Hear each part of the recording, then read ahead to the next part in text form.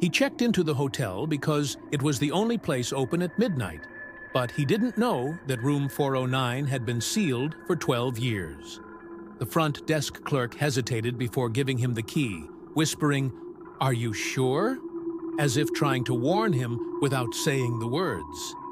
He thought she was just tired from a long shift. But when he reached the fourth floor, the air felt colder, and the lights flickered like they didn't want him there. He slid the key into the old brass lock, and the door opened before he pushed, like someone had already been waiting inside. The room smelled like old rain, wet wood, dust, and something faintly metallic. He turned on the lights, but only the lamp near the bed worked, casting a dim circle that barely touched the walls.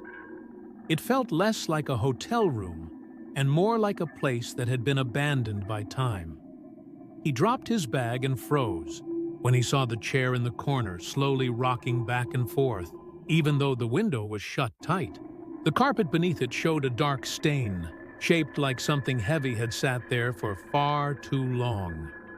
He reached out to stop the chair, but before he touched it, it stopped on its own.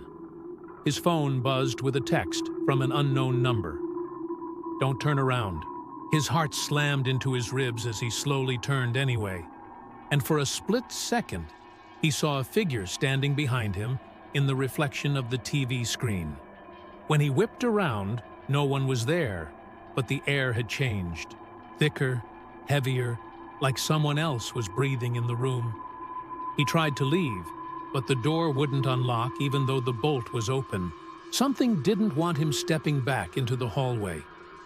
He called the front desk, but the line clicked, and he heard whispering. Multiple voices overlapping like a broken radio, saying things he couldn't understand.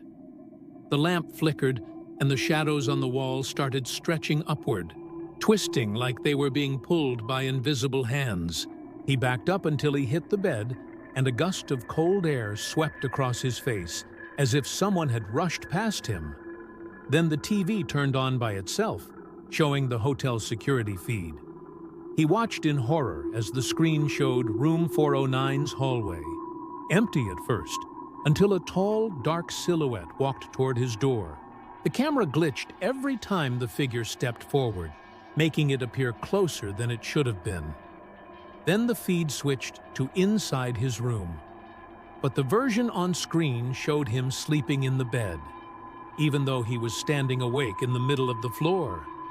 Something was wrong with time in that room. The TV shut off, and he felt the mattress sink behind him, like someone had just sat down. A whisper grazed his ear, soft and shaky, like someone trying to speak through dust. "Why did you come back?" His breath caught because the voice sounded like it recognized him, but he had never been there before. The door suddenly unlocked by itself, slamming open, as if giving him one chance to run, and he sprinted out without looking back.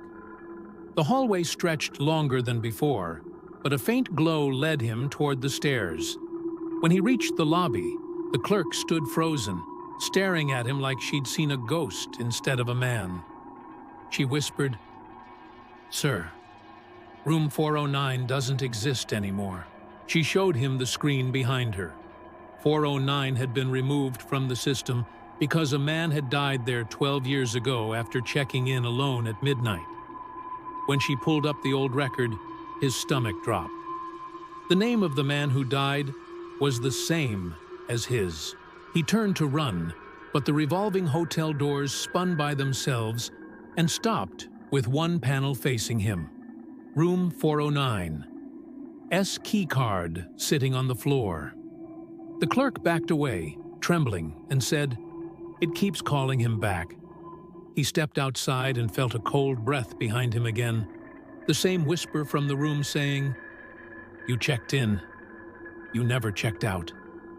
He ran into the night, leaving the hotel behind, but when he reached his car and looked at his reflection in the window, he saw someone standing over his shoulder, tall, dark, motionless.